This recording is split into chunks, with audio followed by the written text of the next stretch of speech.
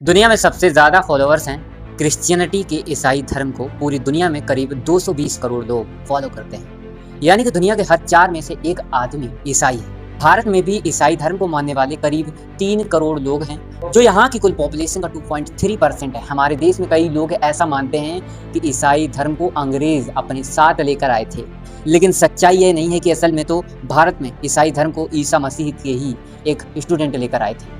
और आपको जानकर हैरानी होगी दोस्तों कि यूरोप के ज़्यादातर देशों में जब ईसाई धर्म नहीं पहुंचा था, तब हमारे देश में न सिर्फ ईसाई धर्म पहुंच चुका था, बल्कि यहाँ पर 1 या 2 नहीं बल्कि 7 चर्चें भी बन गई थी। तो सवाल आता है कि भारत में ईसाई धर्म कैसे पहुंचा, कौन थे ईसा के वो स्टूडेंट जो भारत आए थे। आज इन्हीं सवालों के जवाब के लिए हम ईसाइयत की एक जर्नी पर चलेंगे, जहाँ भारत में कई ईसाई धर्म की शुरुआत की कहानी को जानेंगे। आज के इस वीडियो का लाइक एम रखते हैं पूरे 1000 लाइक का। अगर आपने अभी तक वीडियो को लाइक नहीं किया तो लाइक जरूर कर दें। कहानी की शुरुआत होती है भारत में ईसाइयत अंग्रेज लेकर नहीं आए थे। यहाँ ईसाइयत की शुरुआत ईसा के ही एक स्टूडेंट ने की थी, जिन्हें थॉमस द अपोस्ट कहा जाता है। इन्हें डाइटिंग थॉमस भी कहा जाता है, क्योंकि ईसाई धर्म ग्रंथों के हिसाब से ईसा मसीह के दोबारा जन्म लेने की जो घटना हुई थी उसको उन्होंने सच नहीं माना था। बाद में इसे सच मानकर उन्होंने ईसाई धर्म को फैलाने का काम किया। असल में ईसा के कुल 12 स्टूडेंट थे। इसमें से एक ने उन्हें धोखा दिया और बाकी के 11 ईसाईत को फैलाने का काम किया, जो कि दुनिया की अलग अलग जगहों पर गए थे। अब थॉमस ने जो भी काम किए वह एक्ट ऑफ थॉमस किताब में मिलता है। उसी में यह बात है कि सेंट थॉमस भारत आए। आज इस किताब का एक बहुत बड़ा हिस्सा खत्म हो चुका है। कहा जाता है कि सेंट थॉमस भारत आए और राजा गोंडो फ्रेज के दरबार में शामिल हुए। गोंडो फ्रेज इंडो पार्सियन साम्राज्य के संस्थापक थे। उनके राज्य की सीमा ईरान तक थी, जिसमें पाकिस्तान, अफगानिस्तान और उत्तर पश्चिम भारत का कुछ इलाका शामिल था। इसके बाद सेंट थॉमस मालाबार कोस्ट यानी कि केरल तक गए। यहाँ उन्होंने कुछ लोगों को ईसाई धर्म की शिक्षा दी। ये थोड़ा सा ग्रुप बाद में सेंट थॉमस क्रिश्चियन कहलाया। माना जाता है कि जिन लोगों को सेंट थॉमस ने दीक्षा दी उनमें राज परिवार के कुछ लोग भी शामिल थे। सेंट थॉमस के बारे में माना जाता है कि उनकी मृत्यु भी भारत में हुई थी। चेन्नई में जहां सेंट थॉमस को दफनाया गया, वहां बाद में एक भव्य चर्च बनाया गया। भारत में ईसाईयत की शुरुआत के बारे में ज़्यादातर बातें एक्ट ऑफ थॉमस किताब में, लोक कथाओं में और मिथकों से मिलती हैं, लेकिन सारे के सारे इतिहासकार इस बात पर एग्री करते हैं कि दूसरी शताब्दी के आसपास साउथ इंडिया में ठीक ठाक नंबर्स में ईसाई धर्म को मानने वाले लोग हो गए थे। इंडियन एक्सप्रेस का एक आर्टिकल है, इसमें बताया गया है कि इंडियंस ने ईसाइयों का खुलकर स्वागत किया था, क्योंकि इनके जो शुरुआती रीति रिवाज थे वह हिंदू धर्म से या फिर यूँ कहें कि सनातन परंपरा से मिलते थे। इनके नाम भी हिंदुओं से काफ़ी मिलते जुलते थे। यहाँ पर बाकायदा जातिवाद भी चलता था। ईसाई समाज ने भी खुद को 3 हिस्सों में बांट लिया था। सबसे ऊपर वह थे जो सो कॉल्ड ऊंची हिंदू जातियों से ईसाई धर्म में गए थे। दूसरे वो लोग थे जो पारसिया या फिर सीरिया से हिंदुस्तान आए थे, और आखिर में सो कॉल्ड छोटी जातियों के लोग जो कन्वर्ट होकर ईसाई में गए थे।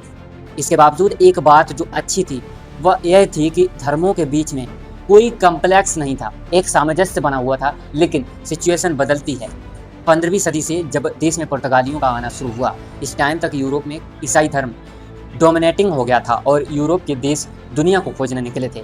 इसी कड़ी में सन 1498 में वास्को डी गामा भारत आया। माना जाता है कि पुर्तगालियों को पहले से ही इंडियन क्रिश्चियन के बारे में पता था, क्योंकि उसने एक सवाल के जवाब में कहा था कि वह भारत में मसालों और ईसाइयों की खोज में आया है। असल में पुर्तगाली अपने फ़ायदे के लिए ईसाइयों का इस्तेमाल करना चाहते थे। सबसे पहले तो इनका इंडियंस ने खूब स्वागत किया, लेकिन फिर पुर्तगालियों ने इनकी पर्सनल लाइफ में दखल देनी शुरू कर दी। सबसे पहले उन्होंने हिंदू रीति रिवाजों पर एतराज़ जताया, फिर लैटिन अपनाने पर मजबूर किया। इससे पुर्तगाली ईसाइयों और लोकल ईसाइयों यानी कि इंडिया में जो ईसाई रहते थे उनके बीच में खाई बन गई। फिर आता है साल 1576, जब मुगल बादशाह अकबर भारत पर राज कर रहा था। उसे बंगाल में 2 जेस पादरियों की खबर मिली। यह वो संत होते थे जिनका काम ईसाई धर्म का प्रचार प्रसार करना होता था। ये दोनों पादरी गोवा में बंगाल पहुंचे थे। हुआ यह था कि इन दोनों को शक था कि पुर्तगाली ट्रेडर्स टैक्स में चोरी कर रहे हैं, इसलिए उन्होंने इसकी खबर मुगलों को दे दी, क्योंकि ईसाईयत में चोरी अपराध माना जाता था। अब इससे अकबर बहुत इम्प्रेस हुआ। इनसे मिलने के लिए उसने एक चिट्ठी के साथ अपना राजदूत गोवा भेजा। इसमें उसने पादरियों से मिलने की इच्छा जताई थी। दोनों पादरी बहुत खुश हुए। उन्हें तो अपने धर्म का प्रचार करना ही था, और मुगल बादशाह उन्हें बुला ले, यह तो उनके लिए सोने पर सुहागा था। फरवरी 1580 में दोनों आगरा पहुंचे। यहाँ अकबर ने इनका भव्य स्वागत किया। दोनों पादरियों ने बादशाह को एक बाइबल गिफ्ट की। अकबर ने अपने उलेमाओं और अलग अलग धर्म के जानकारों को इकट्ठा किया, उन्हें आदेश दिया कि वह दोनों से सवाल जवाब करें। कई दिनों तक किताब पर बहस चली, कई बार मामला संगीन भी हुआ, लगा कि सब खत्म हो जाएगा, लेकिन बहस चलती रही। करीब 3 साल तक दोनों पादरी आगरा में रहे और 1583 में यह दोनों गोवा लौटे। अकबर को इन दोनों से बहुत लगा हुआ था, इसलिए पादरियों को भी लगा कि अकबर खुद को ईसाई धर्म में कन्वर्ट कर लेगा, लेकिन जैसा सोचा था वैसा हुआ नहीं। हाँ, ये जरूर हो गया था कि 1595 में उन्हें लाहौर में एक चर्च बनाने का परमिशन मिल गई। फिर लाहौर के बाद अकबर ने आगरा में एक और चर्च बनवाई, फतेहपुर सीकरी के पास। इस चर्च को अकबर चर्च के नाम से जाना गया। इसी दौरान आगरा में पहली बार ईस्टर और गुड फ्राइडे मनाने की परंपरा शुरू की गई।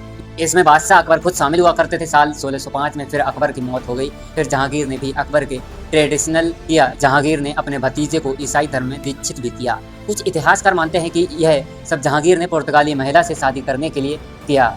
अब शादी नहीं हो पाई तो जहांगीर ने अपने भतीजे को दोबारा इस्लाम कबूल करवा लिया। अब साल 1613 तक मुगल दरबार और जेसूट के रिश्ते जो थे वो बहुत अच्छे चले। फिर गोवा में कुछ ऐसा हो गया कि एक बार को लगा कि ईसाई धर्म भारत में खतरे में आ गया। असल में हुआ है कि 1613 में एक पानी का जहाज हज यात्रा से वापस लौटकर भारत आ रहा था। इस जहाज पर पुर्तगालियों ने कब्जा कर दिया। जहांगीर इस खबर से बहुत ज्यादा नाराज हुआ। उसने लाहौर और आगरा के चर्च खाली करवा लिए। यही नहीं, उसने जैसे ही पादरियों को भी कैद कर लिया। करीब 20 साल तक उनको कैद में रखा। अब शाहजहां जब बादशाह बना तो साल 1635 में उसने इन लोगों को कैद से रिहा किया, लेकिन उसने आगरा की चर्च को गिरवा दिया। हाँ, बाद में उसने बनवाया भी। हालांकि 1752 में इस चर्च को अहमद शाह अब्दाली ने फिर गिरा दिया। फाइनली जब देश में अंग्रेजों का राज हुआ तो उन्होंने इस चर्च को दोबारा बनवाया। अंग्रेजों के आने के बाद से ईसाई धर्म में और इजाफा हुआ। उन्हीं के चलते भारतीय ईसाइयों से सबसे बड़ा समुदाय रोमन कैथोलिक्स का बना। आज भारत में ईसाई धर्म के कई संप्रदाय रहते हैं। इसमें रोमन कैथोलिक भी है, प्रोटेस्टेंट भी, और भी कई तरह के संप्रदाय यहाँ पर रह रहे हैं। तो दोस्तों, इस कहानी से यह तो क्लियर हो गया कि भारत में ईसाई धर्म को लाने वाले खुद ईसा मसीह के ही स्टूडेंट थे। और उसके बाद मुगल काल में फलने फूलने के बाद अंग्रेजों के 190 साल के शासन में इसने और तरक्की की। अब आपको ईसाई धर्म के भारत में आने की कहानी यह कैसी लगी कमेंट सेक्शन में ज़रूर बताइए। बाकी वीडियो को अभी तक लाइक नहीं किया है तो लाइक कर दे, शेयर करना ना भूलें। और ऐसे ही ऐतिहासिक वीडियोस देखने के लिए, महान लोगों की कहानियों को देखने के लिए हमारे YouTube चैनल को अभी सब्सक्राइब कर लें।